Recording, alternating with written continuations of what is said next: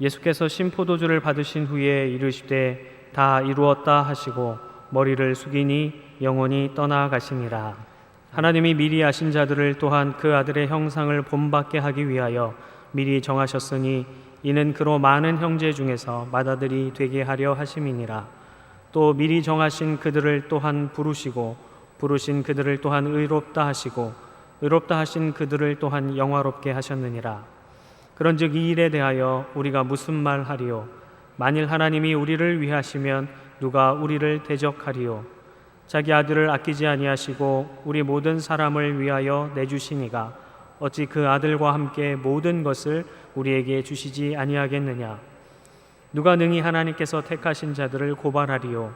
의롭다 하신 이는 하나님이시니 누가 정죄하리요? 죽으실 뿐 아니라 다시 살아나신 이는 그리스도 예수시니 그는 하나님 우편에 계신 자요 우리를 위하여 간구하시는 자시니라. 아멘. 여러분, 지금 덥다고 하는데 저는 더운지 모르겠습니다. 시원하기만 하고요.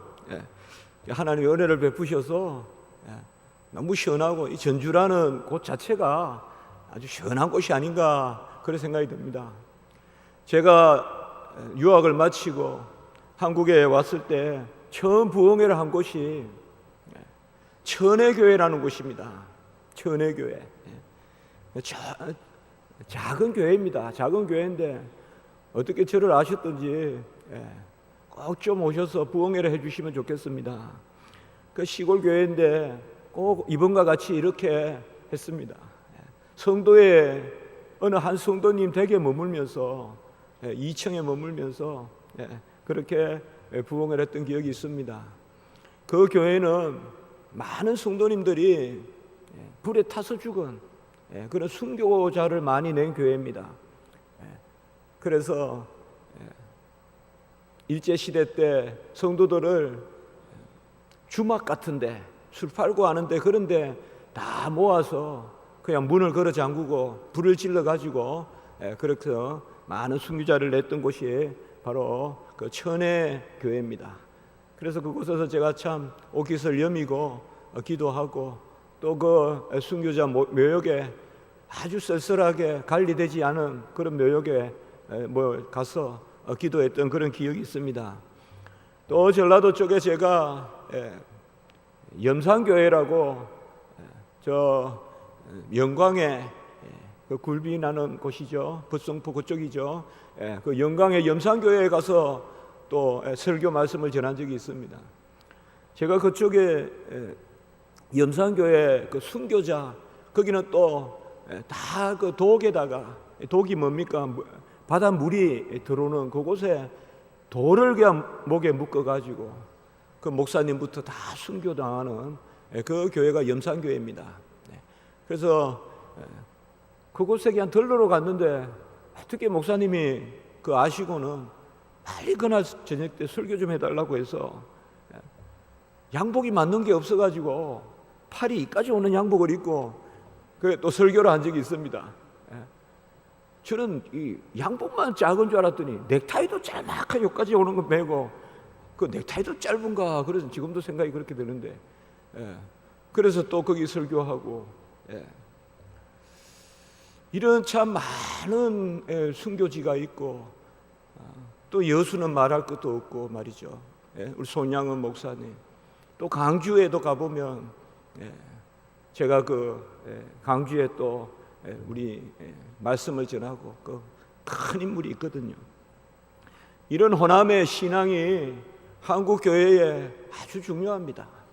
제가 이곳에 와서 설교한다고 그렇게 말씀드리는 건 절대 아닙니다.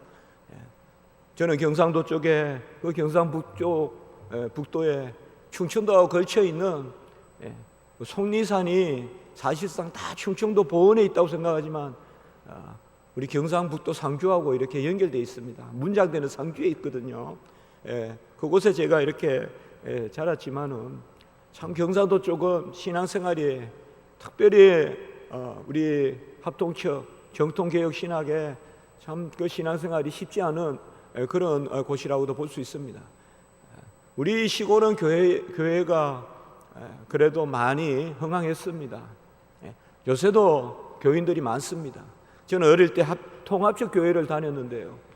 다리 건너에 통합적 교회를 다녔는데 통합인지 합동인지도 모르고 나중에는 이제 제가 우리 식구들이 다 합동측으로 또 오게 되고 저희 어머니는 제가 유학할 동안 미국에서 제가 처음에 미국에 가서 유학을 했는데요. 그래도 감사하게 참 주일날 교회 다녀오셔서 이제 음식 다 싸가지고 저에게 부치고 월요일날 부치시고 그냥 좀 몸을 씻고는 한마디 말씀 안 하고 돌아가셨습니다. 그냥 어지럽다 이 말씀만 하시고 그래서 돌아가시고 제가 장례식인데도 나와보지도 못했습니다. 다 가족 회의를 해가지고는 장례식 마치고 저한테 연락을 해서 제가 알게 되고 그렇게 했습니다. 사실상 우리 경상도 쪽도 신앙생활이 점점이 있지만 참 제가 이 호남, 이 남도에 와보면 특별히 전북, 전남 다 그렇게 생각합니다. 오늘 새벽에도 우리 장로님 또 그 콩나물 국밥집 있지 않습니까? 욕쟁이 할머니 집에서 콩나물 국밥을 이렇게 드시면서 제가 그런 말씀을 드렸습니다. 이쪽 신앙이 참 격이 높습니다. 전라도 특별히 전주 신앙의 격이 높습니다. 그런 말씀을 드리고 특별히 그 선교사님들이 뛰어난 분들이 오셔서 그렇습니다. 그런 말씀도 드렸습니다. 이 전라도 쪽에 전주가 제일 관문이라고 하니 이 순교에 많은 신앙인들이 나고 또 곳곳에 그러한 피의 흔적이 있는 그러한 이 남도의 신앙의 제일 관문이 전주요. 전주의 제일 교회가 첫 번째 교회가 서문교회입니다. 저는 그거 쉽게 생각하지 않습니다. 오늘 새벽에도 말씀을 드렸지만은 4대 5대 그 신앙이 우리는 가족의 몇 대 신앙이라기보다 그거는 구약시대적 개념이고 신약시대적 개념은 교회의 세대가 중요한 것입니다. 교회의 세대가 중요한 것입니다. 이리저리 가족은 옮겨 다닐 수도 있지만 한 지교회가 한 터에서 뿌리를 내리고 3대, 4대, 5대, 6대, 20대, 30대 1000년, 2000년 교회가 계속된다는 것은 참으로 값지고 값진 일이 아닐 수가 없는 것입니다. 그 제일교회가 우리 전주 서문교회라고 저는 생각합니다. 제가 왕신리 교회에 협동 목사로 교수로 그렇게 청함을 받았을 때 왕신리 교회에 한 7년 가까이 있었습니다마는 그 담임 목사님이 저에게 무엇을 좀 봉사하시면 좋겠습니까? 저는 그랬습니다. 많이 맡겨주시면 좋겠습니다. 뭐든지 맡겨주시면 하겠습니다. 그러니까 일단 30대 장년부를 맡아서 하시라고 했습니다.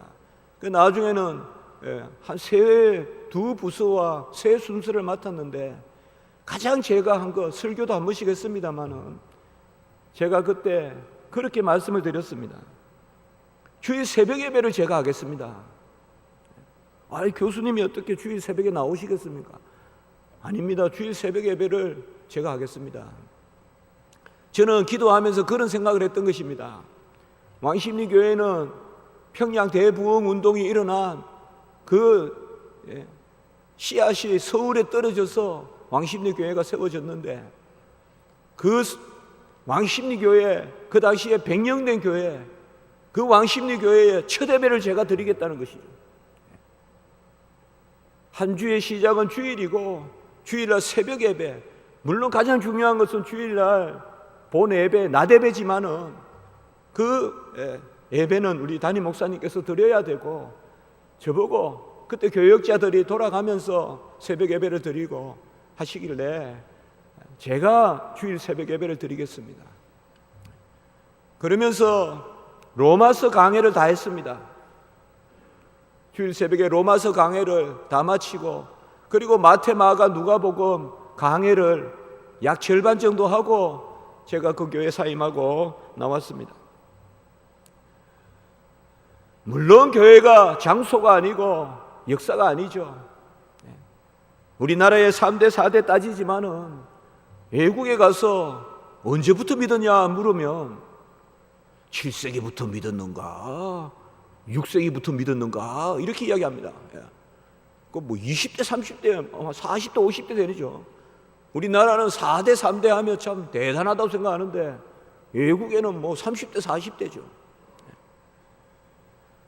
특별히 하나님이 사랑하셔서 참 그런 것을 많이 느낍니다. 제가 첫날 월요일 저녁에 말씀을 드렸지만은 저 그렇게 생각합니다. 우리 아프리카나 중국이나 또 우리 난민 선교사님도 오셨지만은 다 신앙이 격조가 낮습니다. 제가 괜한 이야기가 아닙니다. 어찌 동방의 작은 정과 같은 이 언둔의 나라, 일본도 아니고 중국도 아니고 어찌 우리 한반도에 이 귀한 신앙을 주셨는지 최고급의 말씀입니다. 이런 말씀으로 부흥회하는 데가 없습니다. 전 세계적으로 없어요. 지금 한국 교회가 전 세계 교회를 이끌고 가야 됩니다. 앞으로 이 교만한 게 아닙니다. 제가 학생들에게 이야기합니다.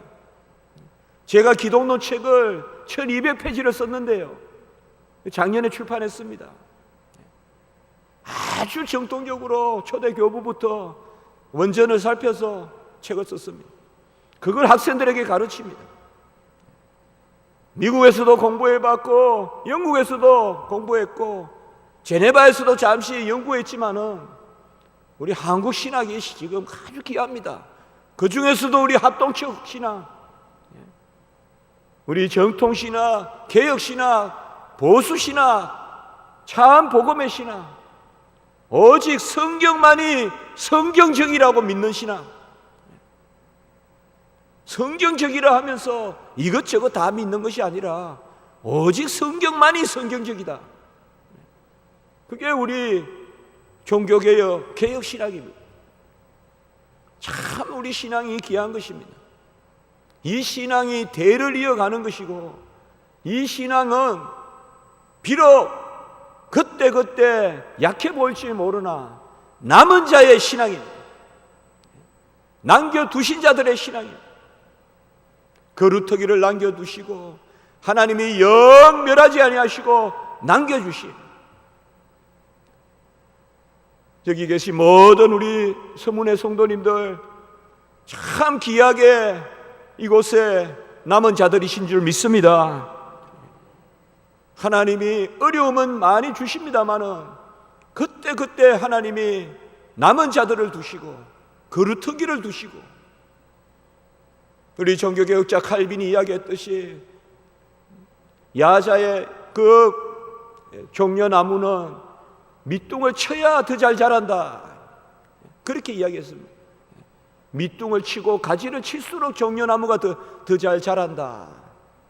환란이 있고 간혹은 사지가 떨어져 나가는 듯한 그러한 괴로움이 있을지라도 그때 더 나무가 더 잘 자란다, 그렇게 이야기하고 있는 것을 볼 수가 있습니다. 하나님이 귀하게 이 교회를 세우고, 저도 정말 이 교회에서 지금 말씀을 전하는 것이 얼마나 감사하고, 제 일생에 제가 어찌 감히 책에서만 보던 이 전주 서문교회 강단에서 이렇게 말씀을 전하겠습니까? 아주 숙소에서 제가 감사했습니다. 종이 무시간데 이 종을 불러서 이것까지 이렇게 하시고, 이 귀한 단에서 말이에요.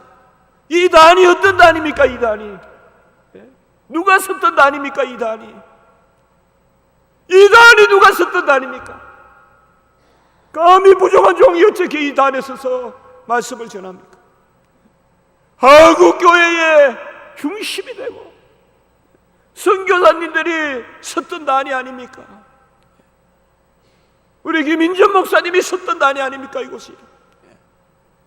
어찌 제가 이 강단에 서서 하나님의 말씀을 전합니까? 참 꼬집어도 실감이 안 나는, 매 시간 두렵고, 새벽 예배도 두렵고, 이 낮 공부도 두렵고, 이곳에서 신앙생활 하시는 여러분들 얼마나 귀한 일입니까? 하나님이 우리 인류를 참 귀하게 지었습니다. 최고의 작품으로 지었습니다. 생육하고 번성하고 충만하고 다스리고 지키고 5가지 특권을 주셨습니다. 생육하고 번성하고 충만하고 다스리고 지키고 모든 먹을 것을 다 채워주셨습니다. 동산의 실과를 다 따먹으라고 했습니다. 배고프지 않았습니다. 풍부하게 누리게 하셨습니다. 그리고 아담에게는 짐승의 이름을 짓게 하고, 그 말이 뭡니까? 충분한 지식을 주셨습니다. 이름을 짓는다는 것은 그 속성을 다 파악한다는 것을 의미합니다. 모든 속성을 다 파악해서 그 이름을 짓는 것입니다. 그런데 이 아담이 불순종한 것입니다. 선과 악을 알게 하는 나무의 실과는 따먹지 말라고 했는데 아담이 불순종하고 그 열매를 따먹은 것입니다. 그 열매가 의미가 있겠습니까? 그 열매가 생명이겠습니까? 그렇게 생각하시면 안 됩니다. 그 열매가 지식이겠습니까? 그렇게 생각하시면 안 됩니다. 우리가 새끼줄을 하나 이렇게 놓고 안 건너면 10,000원 주고, 건너면 네가 나한테 10,000원 주고, 안 건너면 내가 10,000원 줄게. 그러면 그 새끼줄이 10,000원입니까? 새끼줄이 10,000원어치라서 10,000원 받습니까? 순종의 값이죠. 실과의 열매가 이단들은 다 그렇게 가르칩니다. 통일교니 전부 다 그 실과의 열매가 뭐다. 그게 아니죠. 순종하는가 순종하지 않는가.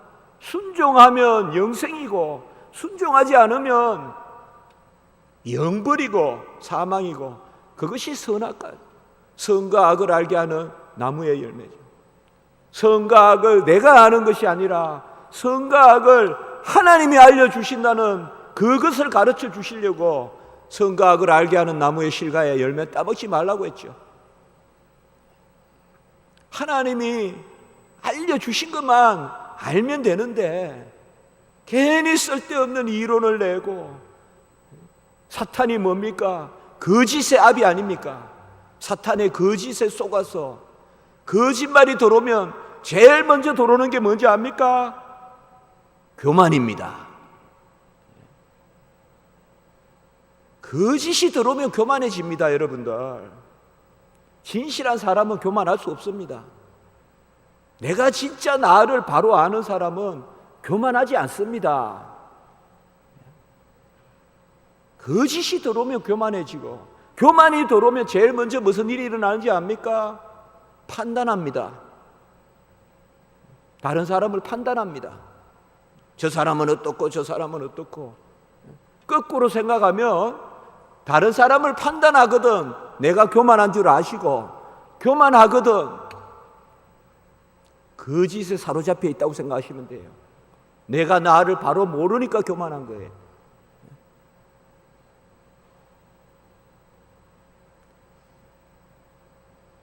남을 속이는 것은 가장 그나마 그래도 남을 속이는 거, 그거 나쁜 것이지만은 그거보다 더 나쁜 것이 자기를 속이는 겁니다.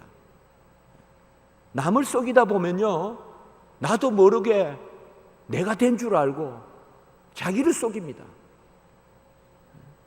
남을 속이는 것보다 더 무서운 건 자기를 속이는 겁니다. 내가 된 줄 압니다. 내가 된 줄 알고 더 이상 발전이 없고, 나를 속이는 것보다 더 나쁜 것은 하나님을 속이는 것이죠. 그 사탄은 거짓의 압이고, 거짓의 압인 사탄의 귀에 문을 여니까 하나님의 말씀의 문을 귀를 기울여야 되는데 사탄의 말에 귀를 기울이니까 교만이 들어와서 교만은 패망의 선봉이요, 바로 인류가 멸망하게 된 것입니다. 순종을 해야 아름답고 순종을 해야 능력이 있습니다. 불순종하고 툭툭 나서면 아주 뛰어난 것 같지만은 아주 볼품이 없고 용량이 줄어듭니다. 순종을 해야 용량이 커지고 아름답습니다. 불순종하면 저 코카콜라 먹고 발로 쿡 밟아 놓은 것 같이 오그러들고 찌그러듭니다. 같이 할까요? 순종해야 아름답고 넓어진다. 불순종하면 이때는 세게 해야 돼요. 오그러들고 찌그러든다. 아주 제가 이 신학이에요. 신학을 제가 지금 쉽게 설명하는 거예요, 여러분들. 어렵게 생각해 볼까요? 전적 무능, 전적 부패. 죄가 들어와서 타락하면 전적으로 무능하고, 무능하단 말은 오그러들고, 전적 부패, 부패란 말은 아주 볼품이 없는 찌그러들고. 우리 성도님들 다 예쁘게 보이시려고 하는데 순종하면 예뻐져요.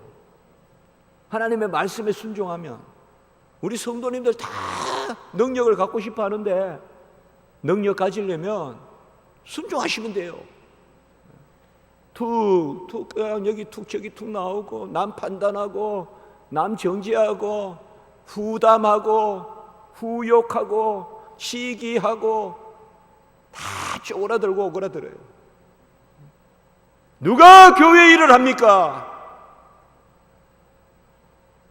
누가 교회를 위하여 헌신합니까?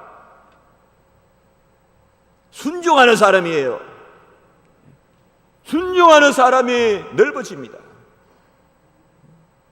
우리 인류는 무조건 불순종이에요. 아담이 배가 고파서 따먹은 것도 아니에요. 모든 것을 먹으라고 했어요. 지식이 없어서 따먹은 것도 아니에요. 이름을 지을 만큼 지식을 주셨어요. 하나님과 대화할 만큼 지혜롭게 하셨어요. 죄는 아무 조건이 없어요, 여러분들. 무조건 죄를 짓는 거예요. 우리가 이웃집에서 피아노 소리가 참 멋있게 나오면 얼마 좋아요. 우리 이웃집에 정명훈이가 산다 그러면, 정명훈 그 마에스트로가 산다 그러면 얼마 좋아요. 야, 나는 참 돈 안 내고 아침에 피아노 소리 듣잖아요. 그런데 괜히 시기하는 거예요. 괜히 시기하는 거예요. 아니, 우리 옆집의 아이가 바이올린을 잘 쳐서, 잘 키워서 소리가 잘 나면 얼마나 좋아요, 아침에. 예? 그런데 괜히 시기하는 거예요. 이유가 없어요, 이유가.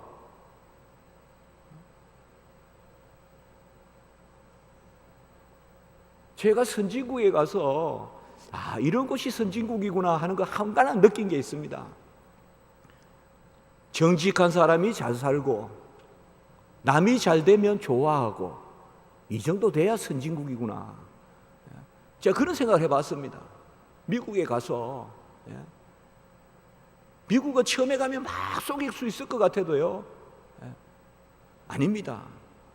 끝내는 다 드러납니다. 아주 교묘하게 다 끝내는 드러납니다.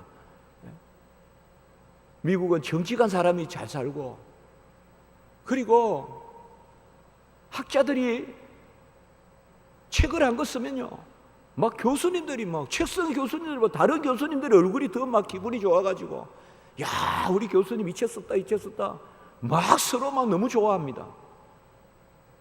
근데 우리는 조금 다른 게 있습니다, 좀. 아니, 학교에서 책을 내도 교수님들한테는 시시하면서 내야 됩니다. 괜히 비판하고, 지금 신학교가 그렇다는 거 아닙니다. 뭐 그런 증서가 좀 있습니다. 너무 똑똑한데 우리나라 사람들이 제가 가보면 세계에서 최고 똑똑해요. 제가 보기에 그 다음에 똑똑한 나라가 유대민족이고 그 다음에 중국이고, 제가 보기에 일본은 한참 뒤떨어졌고요. 제가 보기에 그렇습니다. 참 똑똑해요 우리나라 사람들이. 그런데 똑똑한 걸 못 봐줘요. 누가 나보다 뛰어나면. 그래서 하나님이 유대민족, 우리 민족을 특별히 썼는지도 모릅니다. 참 뛰어난데 자기들끼리는 힘드니까. 유대인들이 얼마나 다툽니까? 자기들끼리 힘드니까 하나님께 붙여놓는 거죠. 일본이 왜 안 믿는지 압니까? 일본은 자기들끼리 똘똘 잘 뭉치거든요. 그러니까 하나님 없어도 자기들끼리 잘 뭉치니까. 원래 섬나라가 그런 게 좀 있습니다만은, 섬나라는 자기들끼리 뭉쳐야 살거든요. 우리는 너무 뛰어난 사람이 많아요. 어거스틴의 고백록에 보면 어거스틴이 회심을 하죠. 회심을 하는데 배설이 사건이라는 게 있습니다. 배설이 사건. 그걸 가지고 이제 그 사건을 회개하면서 그 어거스틴이 회심을 하고, 뭐 우리는 어거스틴 잘 알지 않습니까? 오래된 5세기의 그러한 신학자입니다. 우리 기독교 역사상 최고의 인물입니다. 우리의 신앙이 어디에 서 있느냐? 성경과 초대교회와 어거스틴과 칼빈과 그 신학에 우리가 서 있습니다. 지금 우리가 믿는 신학이에요. 그 어거스틴의 우리가 잘 아는 그 고백록 유명한 책이지 않습니까? 거기에 보면 어거스틴이 회개하는데 배설이 한 것을 회개합니다. 여기 성도님들은 이제 설이가 뭔지 다 아시죠? 제가 신학교에서 설이 이야기하면 잘 모르는 학생들도 있습니다. 이제 요새 젊은 학생들은 그냥 배가 있는 걸 따먹는 거죠. 배가 있는 걸. 자기가 배를 따먹었다는 것을 회개한 것이 아니라, 그것도 잘못했지만 배를 따서 안 먹고 버리더라 이 말이에요.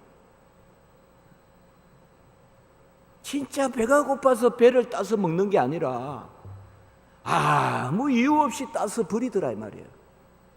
그게 죄구나 하면서 어거스틴이 깨달은 거예요. 이 죄는 아무 조건 없이 일어나는 거구나. 저도 어릴 때 시골에 가보면 수박밭이 있었거든요. 제가 살던 집에서 저 나가서 다리를 하나 건너가면 시냇가 흘렀는데, 그 시냇가에 수박밭이 있었는데 원두막도 있고, 그러면 꼭 해마다 우리가 물놀이 하다 가다 보면요, 해마다, 제 생각에는 해마다 허연 수박이 다리 밑에 푹푹 깨져 있습니다. 서리해가지고 내버린 거죠. 그러니까 그 원두막에 우리 할아버지나 아저씨가 제발 있거든 좀 가서 한두 대 달라고 하면 줄 텐데, 있기도 전에 따가지고 저렇게 다 내버린다고 그렇게 이야기하죠. 아무 이유 없이.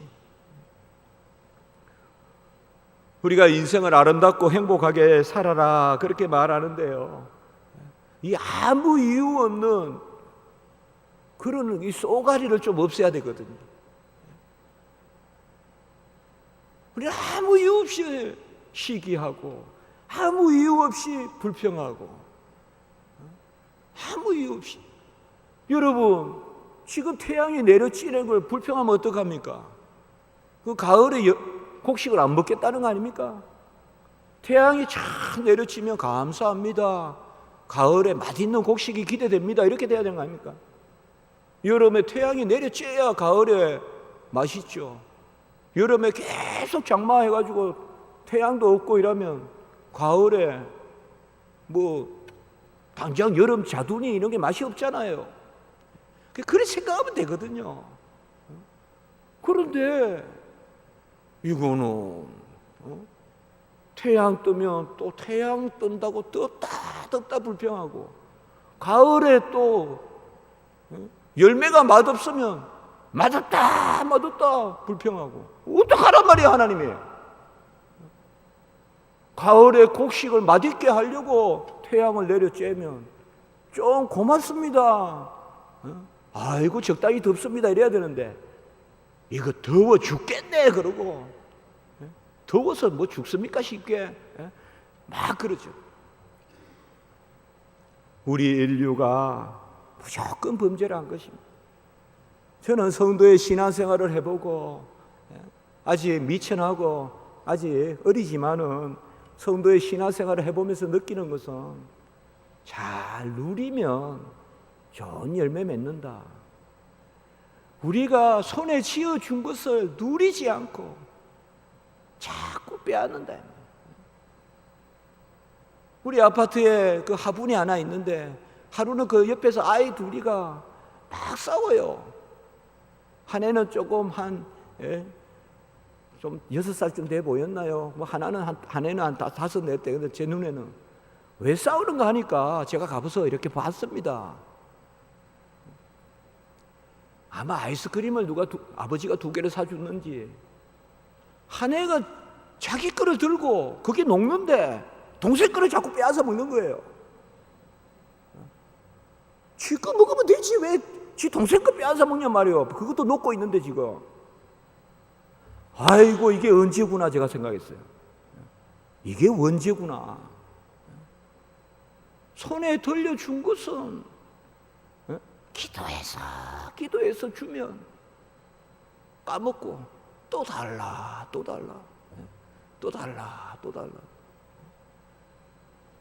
얼마나 하나님이 생육하고 번성하고 충만하고 지키고 다스리고 만물의 영양권을 주시고, 동상의 모든 실과는 먹게 하시고 이름을 짓게 하시고 최고의 것으로 했어요. 그러나 그것을 불평하고 원망하고 그걸 막 자극하면서 들어오는 것이 사탄이죠. 그 사탄의 거짓말에 속아서 교만해져서 그 교만 가운데서 범죄를 하게 되는 것이죠. 우리 주님께서 이 땅에 오신 것은 우리를 회복시키기 위한 것입니다. 오늘 요한복음 19장 30절에 모든 의를 다 이루셨다. 십자가에서 그 말씀을 하시고 영원히 떠나가셨습니다. 주님은 모든 고난을 다 당하시고 모든 순종을 다 하셨습니다. 순종하러 오셨습니다. 주님은 은혜 받으러 오신 거 아닙니다. 순종하러 오셨고, 우리는 순종하는 것이 아니라 은혜 받는 것입니다. 우리는 은혜를 받고 예수 그리스도는 순종을 하시는 것입니다. 사실 우리의 순종은 없습니다. 고린도후서 1장 20절의 말씀에 보면 하나님의 말씀은 얼마든지 그리스도 예수 안에서 예가 되니 그런즉 우리가 아멘하여 하나님 아버지께 영광을 돌리게 되느니라. 고린도후서 1장 20절에 그렇게 말씀하고 있습니다. 하나님의 약속은 얼마든지 그리스도 예수 안에서 예가 되니, 예란 말이 순종이거든요. 아담이 no, 아니요 한 게 불순종이거든요. 그래서 예수님은 순종하러 오셨거든요. 얼마든지 그리스도 예수 안에서 예가 되니 그런즉 우리가 뭐하여? 아멘하여. 우리는 아멘의 순종밖에 없습니다. 우리는 예수 그리스도께서 다 이루신 것을 그저 아멘 하면서 내 것으로 누리는 것입니다. 그것이 하나님께 영광을 돌리게 되느니라. 내가 뭘 해서 내가 의롭다는 것이 아니라 예수 그리스도께서 다 이루시고 그것을 우리 것 삼아 주심으로 우리가 하나님께 영광을 돌리게 되느니라. 내가 한 것이 아니라 다 예수님이 하셨다는 것입니다. 어이구 목사님, 그러면 우리도 열심히 살아야 될 거 아닙니까? 그때 비로소 열심히 살게 됩니다. 잘 아셔야 됩니다. 우리는 전적인 은혜를 받았습니다. 모든 것이 예수 그리스도의 공로입니다. 내 의는 없습니다. 나는 무익한 종입니다. 그때 부지런해지고 착해지고 그때 열심히 살게 되는 것입니다. 예수님이 다 이루셨다는 것을 기뻐 순종하고 아멘할 때, 아멘에 순종을 할 때, 그때 우리가 가장 착해지는 것입니다. 그래서 우리 성도님들이 사회에서 두각을 드러내고, 국회의원 중에서도 그래도 가장 많습니다. 우리 개신교 우리 성도님들이 가장 많습니다. 왜 그런지 아십니까? 다 하나님이 했다는 것을, 아들을 보내셔서 했다는 것을 인정하기 때문에 겸손해지고 흔들림이 없어지고 하나님 앞에 모든 것을 다 내어놓는 것입니다. 주님이 다 이루셨습니다. 이 소리가 최고 크게 들려야 됩니다. 십자가에서 다 이루었다. 십자가는 얼마나 고통이 큰지 그 이빨이 잇몸을 파고 들어갑니다. 십자가에서 그 얼굴을 볼 수가 없습니다. 그 얼굴을 보면 잠을 잘 수가 없습니다. 우리 십자가의 얼굴 이렇게 그리지만은요, 고통스러운 것입니다. 혀는 천장에 들어붙고 이빨은 잇몸을 막 파고 들어가고, 그 와중에 주님께서 이 말씀을 하신 것입니다. 다 이루었다. 완료입니다. 완료. 다 이루었다. 그리고 영원히 떠나가시니라 죽으신 것입니다. 우리 구원의 의를 다 이루었습니다. 주님 외에는 의가 없습니다. 교회의 의 없습니다. 교회의 의 때문에 구원받는 거 아닙니다. 교회는 예수 그리스도의 의를 찬미하고 그 의로 말미암아 성도들이 한 몸을 이루고 자라가는 곳이 교회입니다. 교회의 의가 있는 것이 아닙니다. 예수 그리스도의 의 다 이루었다라고 말씀하십니다. 우리가 불순종하여서 아니요라고 하여서 괜히 교만하여서 다 먹을 것 주고 다 알게 하셨는데 사탄의 유혹을 받아가지고 오그라들고 찌그라든 아주 몰골이 흉악하게 되고 아무 능력이 없는, 하나님 앞에서 아무 능력이 없는 우리를 예수 그리스도께서 다시 쫙 펴주시고 다시 능력을 주시려고 모든 의를 다 이루신 줄 믿습니다. 주님께서 그 의를 다 이루셨습니다. 다 이루시고 그 의를 우리 것으로 삼아 주신 것입니다.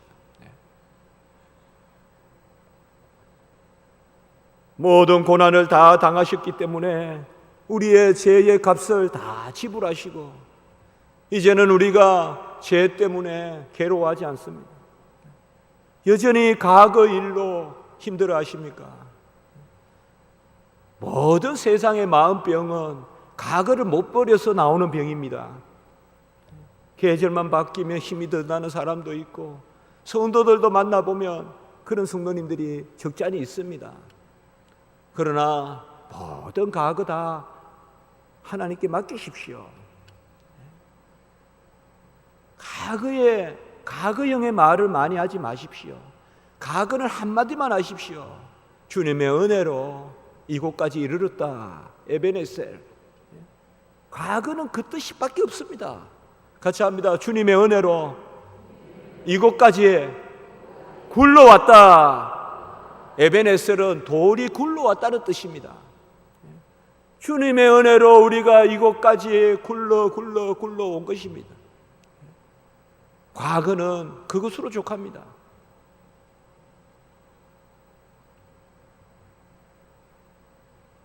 부부 싸움 할 때 보면 꼭 과거 이야기가, 여러분 미래 이야기 해가지고는 안 싸웁니다. 제가 이렇게 교회에서 섬기다 보면요, 한때 30대를 섬겼는데 한 2년 지나니까요, 한 가정 빼고는 다 이혼한다고 왔어요. 한 번씩. 한 80명 되는데. 그러면 아 그래요? 뭐 이혼 그거 해요 그래. 그럼 데려와 봐요. 근데 저한테 그래가지고 이야기하면요, 제가 다 듣습니다. 이야기 들어봅니다. 그러면 꼭 나옵니다. 우리 남편은 안 된다 이겁니다. 한 번도 나를 생각해 주는 적도 없고, 한 번도 제때 들어오는 적도 없고, 전부 과거 이야기입니다. 과거 이야기. 또 우리 신랑한테도 들어보면 우리 신부도 본래 안 된다고 합니다. 본래 그 사람 그래요. 그러면 제가 그 말이 나오면 탁 탁차를 칩니다. 어찌 믿는 분들이 그렇게 말씀하시냐고. 생명을 살린 분이 그까지 행실 하나 못 바꿀까 봐 옛날 이야기하고 있냐고. 다 그냥 이야기합니다. 제가 여보 영화 보러 가요. 여보 가을에 저 정읍에 단풍놀이 가요. 그런 것 때문에는 안 싸웁니다. 미래 이야기니까. 여러분 그런 것 때문에 막 끝까지 싸우는 집은 없습니다. 안 되는 거 가지고 맨날 이야기하니까. 과거를 우리가 어떡합니까? 아이고 저분이라 하겠습니까? 저 인간은 본래 저렇다고 자꾸 이야기하니까. 과거는 다 하나님. 같이 합니다. 미래형 말을 하자. 또 같이 합니다. 미래형 부탁을 하자. 자꾸 과거 이야기만 하면 뭐합니까? 믿음은 바라는 것들의 실상이요 곧 소망의 실상입니다. 소망이 없는 믿음은 죽은 거예요. 과거형 믿음은 죽은 거예요. 과거는 고백의 영역이고, 믿음은 미래를 향하여 나가는 것입니다. 그래서 앞으로 대화하실 때 미래지향적으로, 비록 지금까지는 그랬더라도 꼭 미래적인 부탁을 하라 이 말입니다. 아이 여름에 어디 저 남해 바다까지 감 가자든지, 하루 제주도 한번 갔다 오자든지, 그거 가지고 이혼해 왜 제주도 가? 그런 사람 없어요. 알았어, 내가 열심히 벌어볼게. 그래, 내가 이번에 한번 제주도 가자. 우리 뭐 발전적인 이야기가 되잖아요. 이거 무슨 믿음의 영역이에요 그게. 계속 과거 이야기만 하고 또 과거 이야기하고 그게 안 되는 것이죠. 주님께서 다 이루셨기 때문에 과거는 주님이 완료시켰어요. 다 이루었다, 성취하셨어요. 그 의로 우리를 구원하시고 이제 우리를 그 은혜 가운데서 새롭게 하시기 때문에 날마다 새 수를 새 부대에 담듯이 날마다 우리를 거룩하게 하시고, 지금까지 나를 굴러오게 하신 은혜로 감사하시고, 여전히 죄 가운데서 신음하십니까? 죄를 다 주님께 맡기십시오. 다 이루었습니다. 여전히 내가 무슨 일로 죄책감에 시달리십니까? 죄는 나쁘지만은 그 죄를 우리 주님이 다 가져가셨기 때문에 죄책감에 시달리면 안 됩니다. 성도는 다 내어놓고, 그리고 혹시 내가 잘못한 게 있으면 하나님 앞에 기도하고, 그리고 사과하면 되잖아요. 성경에 나오잖아요. 성전에 나와서 예물을 드리기 전에 서로 사과하라, 서로 화해하라 이 말입니다. 이게 다 미래적이란 말이에요. 서로 화해하고 서로 사과하라라고 그렇게 이야기합니다. 수고하고 무거운 짐진 자들아 다 내게로 오라. 내가 너희를 쉬게 하리라. 예수님께서 모든 것을 다 이루시고 주님께서 우리를 부르십니다. 세상의 죄의 멍에는 다 내려놓으십시오. 십자가를 보면 다 날아갑니다. 철로 역정에 보면 그 나그네가 계속 짐을 끌고 가다가 갑자기 십자가를 보니까 나도 모르게 땡그릉 짐이 끊어져서 어느 땅속으로 들어가고 맙니다. 십자가를 보니까 그 짐을 끌고 가던 짐이 나도 모르게 그냥 땡그덕 날아가고 없어요. 그리고 손에는 두루마리 성경이 들리고 내 몸에는 두루마기 흰 옷이 입혀지고 철로 역정에 나오는 이야기예요. 나그네가 힘들게 가다가 십자가를 보니까 세 가지가 싹 동시에 일어나는 거예요. 제 짐이 딱 끊어지고 짐 중에 최고 큰 짐이 제 짐입니다. 그 제 짐 맡은 우리 구주 어찌 좋은 친구인지. 걱정 거신 모든 염려 우리 주께 맡기세. 제 짐 맡은 우리 구주 바로 땡거덕 날아가고요. 손에는 성경이 들리고 옷에는 하얀 신부의 세마포 옷이 입혀지더라. 그 철로 역정에 나오는 이야기입니다. 주님이 다 가져가셨습니다. 제 짐을 다 내려놓으십시오. 수고하고 무거운 짐진 자들아 다 내게로 오라. 내가 너희를 쉬게 하리라. 그 평안함이 있어야 됩니다. 같이 합시다. 괜히 좋다. 제가 꼭 이럴 때 한마디 하죠. 저 서울서 왔습니다. 저보다 먼 데서 오신 분 계십니까 여기에? 같이 합시다. 같이 합시다. 괜히 좋다. 성도는 그래야 돼요. 그게 항상 기뻐하는 거예요. 항상 기뻐하는 건 괜히 기쁜 거예요. 너 뭐 때문에 그렇게 기쁘냐? 괜히 기뻐. 옛날에는 뭐예요? 괜히 불평해요. 왜 그래 불평하냐? 그냥 싫어. 사는 게 싫어. 이제는 죽을 맛이 아니라 살만 나게 살아야 될 거 아니에요. 예수 그리스도를 만나면 괜히 기뻐. 괜히 시원하고 말이에요. 겨울에는 괜히 따뜻하고 여름에 따뜻다 불평하는 사람은 필히 겨울에는 또 춥다 불평해요. 똑같은 사람이에요. 나는 딴 건 몰라도 더위는 못 참겠어. 그런 사람이 겨울에 되면요, 나는 딴 건 몰라도 추위는 못 참아. 또 그래요. 여름에 불평하는 사람이 겨울에 불평하고. 왜? 불평은 괜히 하는 거예요. 괜히 하는 거. 이유가 있어 하는 거 아니에요. 우리는 괜히 즐거워야 돼요. 너가 왜 이렇게 즐겁지? 괜히 즐거워. 저도 많이 기도하면서 그렇게 노력하고 있어요. 성취욕이 많고 뭘 해내야 되고 이런 부담이 많아서 괜히 쫓길 때가 많거든요. 또 학생들의 어떤 그런 시선도 의식이 되고 괜히 쫓깁니다. 그런데 내가 신학교 교수인데 괜히 쫓기고 괜히 힘들고 요만한 일을 크게 생각해서 불평하고 괜히 답답해하고 그래야 되겠습니까? 인간한 것은 그냥 하나님 알아 하시겠지. 그치, 하나님만 바라보고 기도하고 나가면 되는 거지. 그 작은 일 하나 가지고 끙끙 앓으면서 밤에 사람 생각하면서 자지 마시고 하나님 생각하면서 주무십시오. 아멘.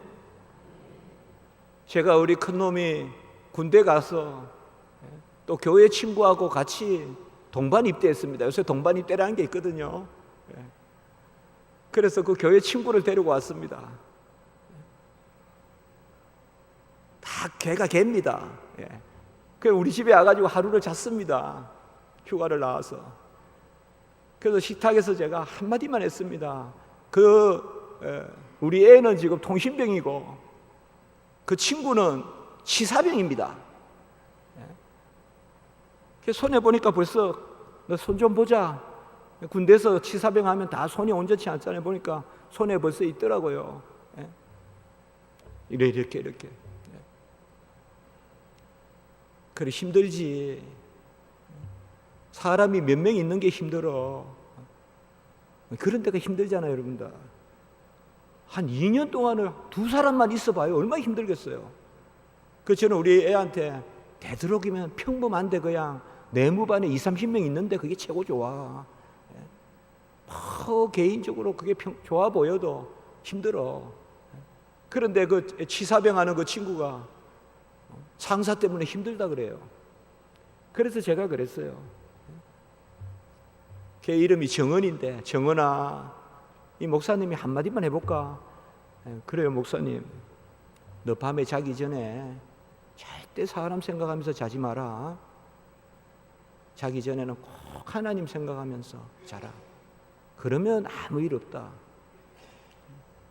군대에서 잘 때 상사 생각하고 이러면 사고 나는 거예요. 우리가 마지막 밤에 이렇게 침대에서 누워서 잘 때 사람 생각하면 안 돼요. 십자가에 예수님 생각하면서 잠들고, 그럼 편안해요. 그냥 다 잊어버리는 거예요. 꽁 해가지고 누구 직장에 누구 교회에 누구 그거 생각하면서 잠들면 잠도 편하지 않고 사고 나요. 예수 그리스도만 생각하면 되는 거예요. 아멘. 예수 그리스도만 생각하면 되는 거예요. 주님만 바라보면 돼요.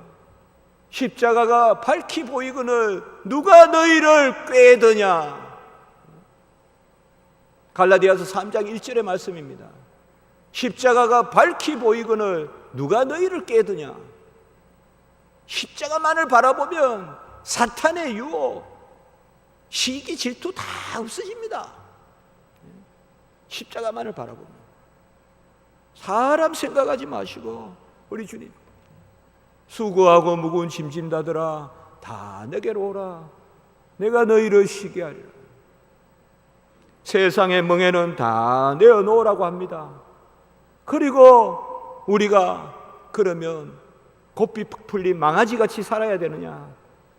우리를 벗어난 애양간을 벗어난 송아지같이 살아야 되느냐?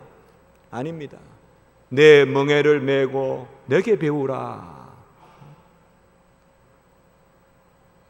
세상의 멍에를 벗어버리고 주님의 멍에를 메야 됩니다.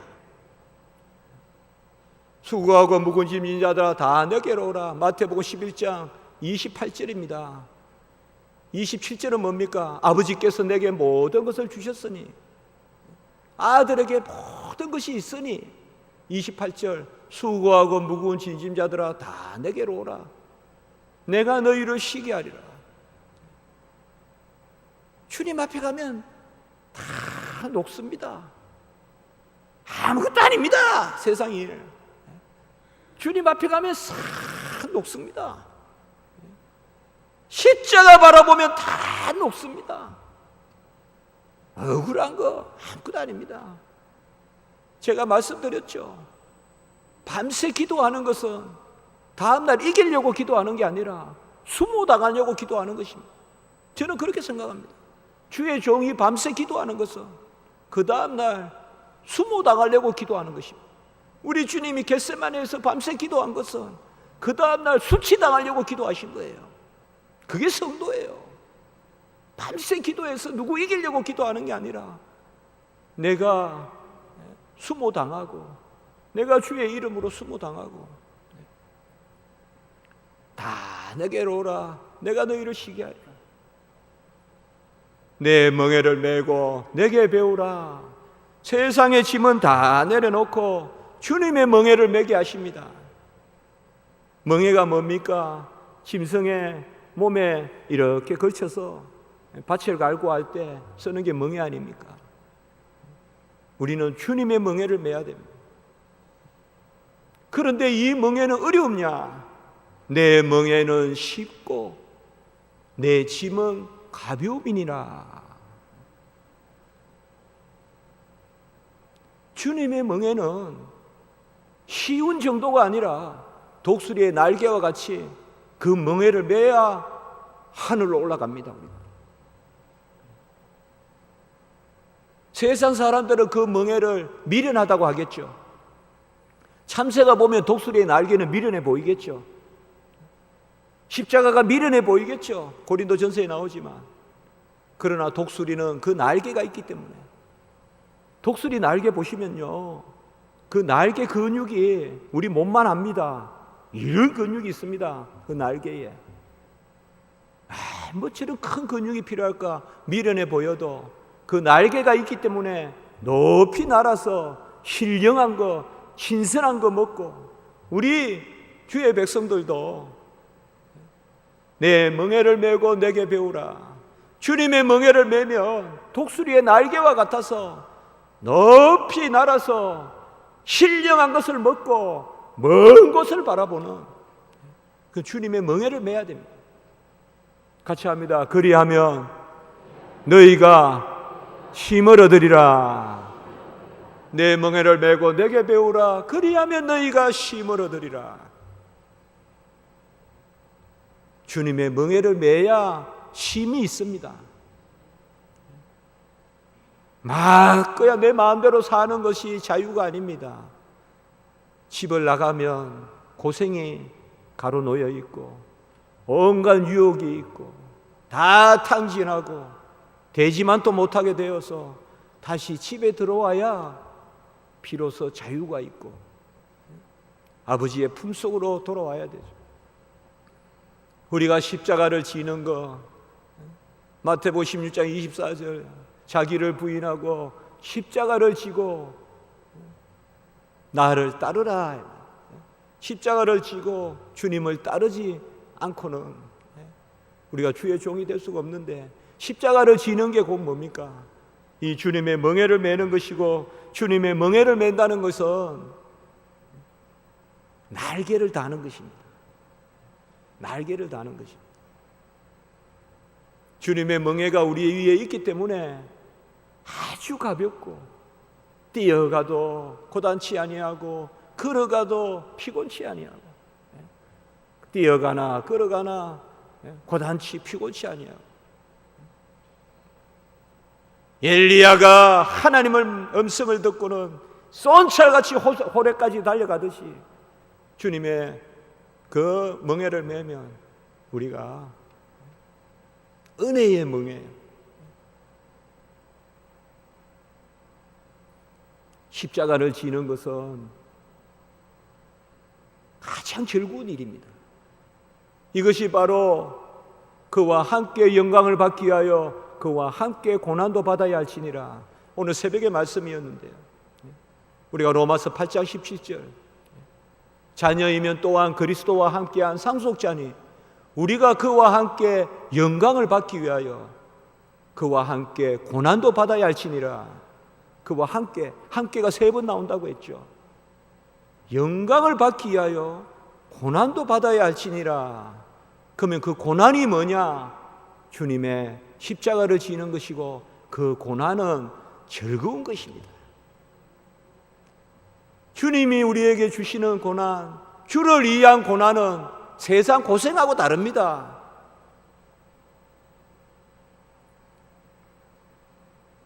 그 주님의 멍에를 매야 우리가 즐거움이 있습니다. 제가 신학교 가기 전에 저 경기도 가평이라는 곳에서 산골짜기에서 1년 동안 기도원에서 기도하고 온갖 거기에서 일을 다 했습니다. 이 여름은 이런 계절에는 15시간씩 일을 했습니다. 새카마이 타가지고, 저는 새카마이 타면 벗겨져가지고 하얘질 줄 알았더니 진짜 새카매지니까 새카매지더라고요. 그냥 벗겨지지도 않고 그거를 보면 진짜 제 얼굴인지도 모르겠어요. 산에 길도 내보고 건물 짓는 것도 도와보고, 최고 힘든 게 그 기도원이라고 지어놓고 성도님들이 간간히 오시면 물을 떠다 줘야 되는데, 그 물을 저 산중에 옹달샘에 물을 기르다 달라고 이야기하면, 그땐 저를 그냥 문선생이라고 불렀는데, 문선생님 물 좀 기르다 줘요 이러면 그 물을 또 기르다가, 그게 가장 힘들더라고요. 그러니까 요새도 그 흰 통을 보면 그냥 딱 싫습니다. 흰 통 있잖아요, 이게 물 담는 통. 하도 그때 물을 떠다 놔가지고. 어제 선교사님이 저보고 무슨 운동했냐 그랬길래 제가 물 나르는 거 했습니다 하려다가 말았습니다. 무슨 운동했습니까? 이러면 물 많이 날랐습니다.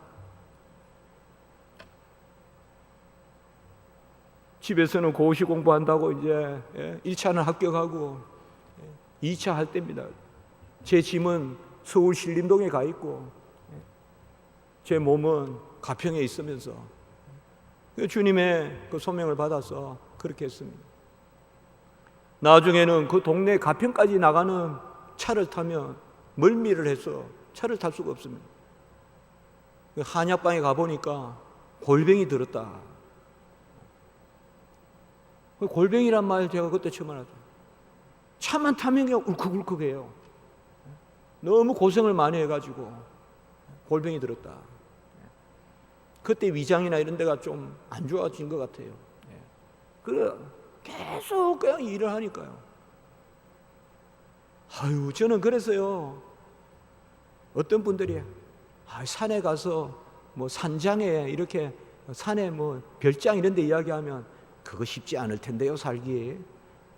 그리고 보통 우리가 여름에 야 좋겠다 좋겠다 하면서 하잖아요. 그러면 제가 그래요, 한겨울 나봐야 알아요. 어디든지 한겨울 살아봐야 알거든요. 가평 거기는 2달은 늦게 녹아요, 눈이. 그럼 주로 막 산중에 가고, 그 다음에 또 지혜가 있어요. 너무 물가에 집을 지어도 안 되거든요. 그 제가 다 그때 배운 거예요. 그런데 주로 우리가 여름에 놀러 가고 이러면 물가에 나무 밑에 그냥 막 경사진데, 야 저기에 별장 하나 지으면 좋겠다. 아주 위험한 거예요, 그거. 한 번은 거기에서 일하는데 이제 딱 집사님 한 분이 계셨습니다. 사업을 하다 망해서 들어온 분인데, 이분은 혼자 망치하고 톱만 있으면 집을 짓는다는 분입니다. 나무만 갖다 주면. 소위 옛날로 대목입니다, 대목. 집을 뚝딱뚝딱 짓는데 모든 것을 다 만들었습니다. 가구도 만들고 집도 짓고 다리도 자기가 놓고 다 합니다, 다. 그냥 레미콘 이런 거 부르기는 하는데 자기가요. 전기톱 같은 것도 만들었습니다, 그분은. 영등포 시장에 가서. 그런데 이제 그분이 사업이 망해서 와가지고 기도하고, 저는 이제 그곳에서 그냥 주의 일 한다고 그렇게. 참 그때는 아버지라면 의절, 어머니라면 절도. 아버지 의절, 어머니 절도. 제가 그곳에 있는 걸 알면 어머니는 절도하실 것 같고, 아버지는 그래 잘한다, 그래 집에 오지 마라 이제. 의절. 앉으면 울어요. 앉으면 눈물만 나요. 앉으면 안 돼요. 앉으면 울어요. 그때는 앉으면 눈물이 나요. 앉으면.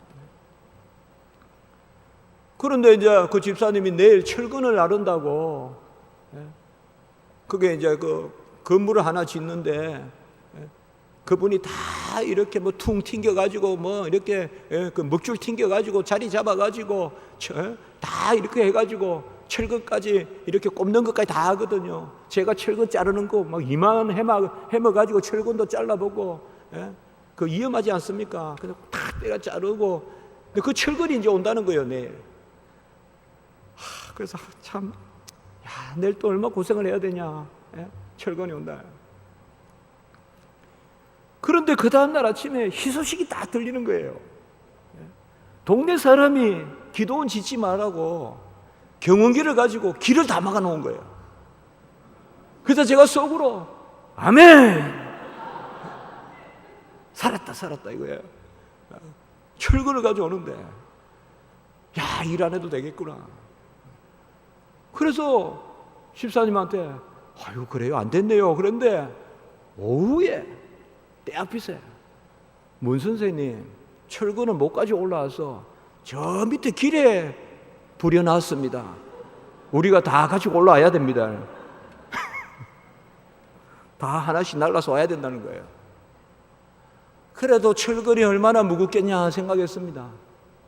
철근 그 뭐 엿가락 같은 거 가느다란 거 뭐 철사 같겠지 생각했는데 딱 매보니까 그 제가 고속도로에 철거 싣고 가는 차가 출렁출렁 하는 거 저는 이해가 돼요. 엄청 무거워요 그게. 그 트럭에 철근 몇 개 이렇게 묶고 실어도 출렁출렁 하잖아요. 그것을 들고 이제 올라가는데 서치로프를 여기 이렇게 대가지고 뭐 미끄러지고 뭐 완전 화상을 입고, 근데 그 집사님은 신체는 저보다 훨씬 적고 몸은 요런데도 딱 그냥 요령이 있어가지고 메고 올라가는데, 저는 뭐 그런 거 해봤습니까? 시골서 자라도 어릴 때부터 일을 안 시켰거든요. 저는 해본 게 없어요. 낯질도 안 해봤고. 그러니까 그런 이제 출렁출렁 하면서, 그것도 높습니다 거기 산이. 저 동네 사람들은 이제 그 동네가 하나 있는데 거기는 땅꾼들이 사는 곳이에요. 땅꾼들, 뱀 잡는 사람들. 제가 있는 산에 뱀이 많아요. 기도할 때 뱀 2마리가 들어온 적이 있어요. 제 뒤로. 뱀이 많아요. 땅꾼들이에요. 막 싸우고 그래요. 막. 그 나중에 친해지면 그쪽 동네는요, 대접이 뭔가 하면 뱀 잡아가 주는 거, 오소리 잡아서 주는 거, 그 너구리 잡아서 주고, 그런 게 그 동네 대접이에요. 아주 거친 동네거든요. 뭐 땅꾼이 나쁘다는 건 아닙니다. 근데 옛날에 집집마다 가보면요, 뱀 담치가 하나씩 있어요. 뱀을 잡아다가 그냥 집게로 해가지고 툭툭툭 던져놓은 뱀들이 있어요.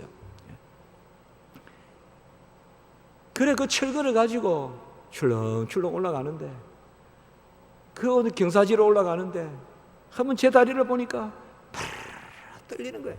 다리가 한 오후 3시나 4시나 됐는가요? 그거 참 하면서 주여! 라고 외쳤어요. 그 동네 사람 듣든 말든 하늘을 향해서 그럽니다. 주여! 라고 외쳤어요. 다리는 떨리죠. 그런데 그때 폭포수같이 저에게 소망이 임했어요. 하늘 문이 열리는 것 같았어요. 저는 믿음, 소망, 사랑 이야기할 때 믿음과 사랑은 많이 생각했지만 소망에 대해서는 크게 생각 안 해봤는데, 그 대낮에 오후에 동네 사람들이 있어요. 막 일한다고. 밭에도 있고 논에도 있고 주야라고 외쳤어요. 저 사람 이제 저 청년 비로소 미쳤구나 생각. 저 청년 저 비로소 미쳤구나.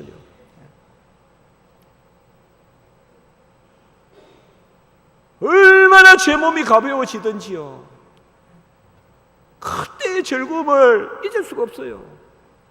그래 저는 알게 됐어요. 주의 일 하는 것이 소망이고, 주의 멍에 매는 것이, 주의 십자가 매는 것이. 구레네 시몬이 구부로 지방의 평범한 사람인데 그가 십자가를 매게 되었더라. 예루살렘에 가보면 비아 돌로로사라고, 여러분들이 예루살렘 가보시면요, 고난의 길이 있어요.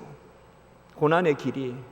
주님이 이제 십자가 지고 가던 그 길을 여기는 1번 자리, 2번 자리 다 이렇게 표시를 해놓고요, 그 중에 5번째 자리인가가 바로 구레네 시몬이 십자가를 지는 그 자리가 있어요. 그 예수님이 올라갔던 자리예요.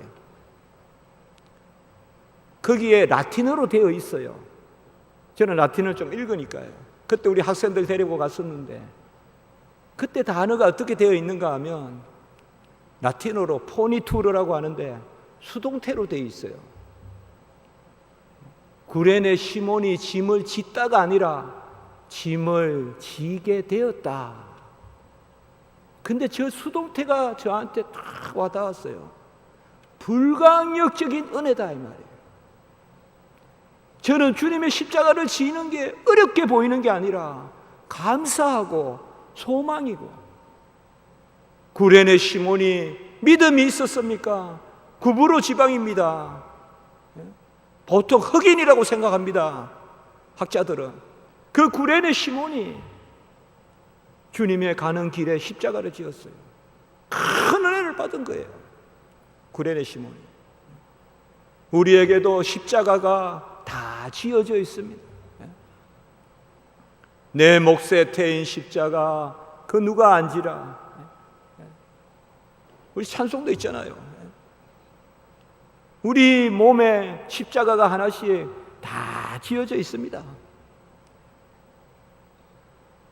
그 십자가가 독수리의 날개요.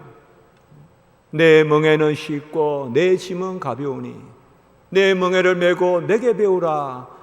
그리하면 너희가 쉼을 얻으리라. 포도원에 되도록이면 늦게 가지 왜 빨리 가서 고생합니까? 이래 받아도 한 데나리온 저래 받아도 한 데나리온인데 다 그렇게 우리가 쉽게 생각해요. 포도원에서 일하는 것을 힘들다고 생각하죠. 그러니까 아침 9시에 가니 오후 5시 문 닫기 전에 오후 4시쯤 가가지고 1시간만 일하고 일당 한 데나리온 받지. 그 비유 있잖아요. 그렇게 보니까 잘 안 풀리죠. 이왕이면 늦게 가서 잠깐 일하고 한 데나리온 받으면 끝인데, 저는 세상 연락 다 누리다가 이제 주를 섬긴다고 고생한다 이러면 이해가 안 돼요. 이해가. 우리 전도사들이 그렇게 이야기하거든요. 우리 전도사님들이 면접할 때 저는 세상 기쁨 다 버리고 이제 주를 위하여 고난 받으려고 왔습니다. 이해가 안 돼요. 이해가. 세상이 고난이죠. 주의 일은 즐거움이죠. 교회가 고난받는 곳입니까? 즐거운 곳이죠.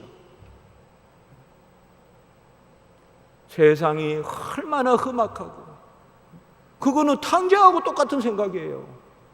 아버지하고 같이 있는 게 힘들고 대처에 나가서 돈을 막 쓰고 그냥 정욕에 빠져서 살고 술을 먹고 방탕하고, 그게 연락입니까? 그게 즐거움입니까? 세상 사람들 정말 힘들어요. 어떻게 살아야 될지도 모르고, 우리가 길에 당장 나가보세요. 만나요. 술에 취해 있고 어떻게 해야 될지 밤새. 우리 교회는 이태원에 있거든요.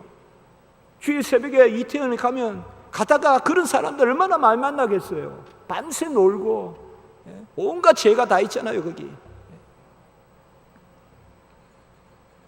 주를 위해서 한시라도 바삐 포도원에 들어와서 일하는 것이 복된 줄 믿으시기 바랍니다. 그래서 먼저 교회에 온 사람은 늦게 온 사람에게 감사해야 돼요. 큰절해야 돼요. 저는 하나님이 사랑하셔서 이렇게 기쁜 교회, 이 기쁜 포도원에 빨리 들이셨는데 우리 성도님 얼마 세상에서 고생하셨어요. 이제 주의 품에 오셨네요. 참 그런 마음으로 섬겨야 된다 이 말이에요. 새로운 성도들은. 나는 먼저 기쁨. 내가 교회에서 얼마나 고생을 했는데 늦게 교회에 와가지고 그렇게 생각하면 정반대로 생각하는 거란 말이에요. 먼저 교회에 와서 누리는 거, 먼저 불러주는 거. 제가 유학 가가지고 미국에서 오늘 낮 공부니까 좀 편하게 하겠습니다. 죄송합니다. 제가 유학 가서 학교 들어가기 전에 6개월 동안 시간이 돼서 시카고에서 페인트 하는 일을 했거든요. 제가 시카고의 페인트 공이었습니다. 그럼 던킨 도나스 앞에 서 있으면 식구가 싸주는 도시락을 가지고 가서 김치 있고 뭐 들어있는 거 가지고 던킨 도나스 앞에 있으면 벤이 한 대 옵니다. 벤의 뒤에 의자 다 떼내고 뒤에 의자에 이제 페인트 봉 또 이렇게 그 있지 않습니까? 그 페인트 그 박스 같은 거, 통 이런 거 그 들어가가지고 덜컹덜컹덜컹 하면서 보통 이틀 사흘에 한 집 맡아서 합니다. 외국 사람들은요 1,000불, 2,000불 딱 예산을 잡아놓고요 페인트 칠할 때 대청소를 합니다. 그러니까 페인트 칠만 해주는 게 아니라 집안 곳곳을 다 청소해 줘야 돼요. 화장실이 얼마나 더러운지 몰라요. 외국 사람들 안 닦아요. 그거 다 닦아주고 해야 돼요. 그거 이제 페인트 칠하거든요. 그때 제가 미국을 많이 배웠어요. 막연히 배운 어떤 집은 되게 잘 사는 집도 가가지고 해보고요 2주씩 해보고 야 이게 진짜 잘 사는 사람이구나. 풀이 막 2개가 있고 막 기둥이 이래요 정말 이만해요. 집에 기둥이 그런 집도 있어요. 대글과 같은 그런 데 가서도 일해보고. 근데 그날 도시락 싸가서 던킨 도나스 앞에 있다가 한 10시까지 아무도 안 데리고 가면 그냥 집에 와요. 집에 와서 그냥 도시락 까먹는 거죠. 빨리 데려가는 게 고마운 거죠. 차가 와가지고. 모르겠습니다. 저만 그런지 모르겠습니다만은 주의 일 하는 것만큼 기쁜 일이 없고 감사한 일이 없고 종이 무엇이간데 주의 일을 맡깁니까? 어찌 아들의 일을 맡깁니까? 하나님의 아버지가 되셔서 내 멍에는 쉽고 내 짐은 가벼우니 내 멍에를 메고 내게 배우라. 그리하면 너희에게 쉼이 있으리라. 주님의 멍에를 메시고 주를 위해 사시고 그게 즐거움입니다. 우리 인생의 행로에 뭐가 가장 의미 있는 일이겠습니까? 여호와를 인정하고 심중에 그를 고백하고 그의 말씀을 통하여 뜻을 깨닫고 그 뜻에 순종하고 그게 가장 큰 사람이고 가장 아름다운 사람입니다. 순종해야 능력이 있고 순종해야 아름답습니다. 불순종하면 추합니다. 불순종하면 아무 능력이 없습니다. 교회의 일은 세상 일과 다릅니다. 세상은 나서야 하지만은 교회의 일은 무릎을 꿇어야 됩니다. 세상은 나서야 되지만은 교회의 일은 아멘하고 받아들여야 됩니다. 그것을 오늘 우리에게 말씀해 주고 있습니다. 저는 우리 서문교회가 정말 서울 가서도 그렇게 기도할 것입니다. 너무 저는 귀하게 정말 서문교회보다 더 오래된 교회에서 제가 설교할 기회가 있겠습니까? 앞으로 최고 오래된 교회에서 설교하고 여기서부터 제 마음에는 쫙 퍼져서 전라도의 순교의 신앙이 여기서부터 쫙 전달됐구나. 우리가 십자가를 지는 거 즐거운 일이다. 주와 같이 길 가는 거 즐거운 일 아닌가. 찬송하지 않습니까? 우리 주님 걸어가신 발자취를 밟겠네. 한 걸음 한 걸음 주 예수께로 더 한 걸음 한 걸음 주를 향해 나가.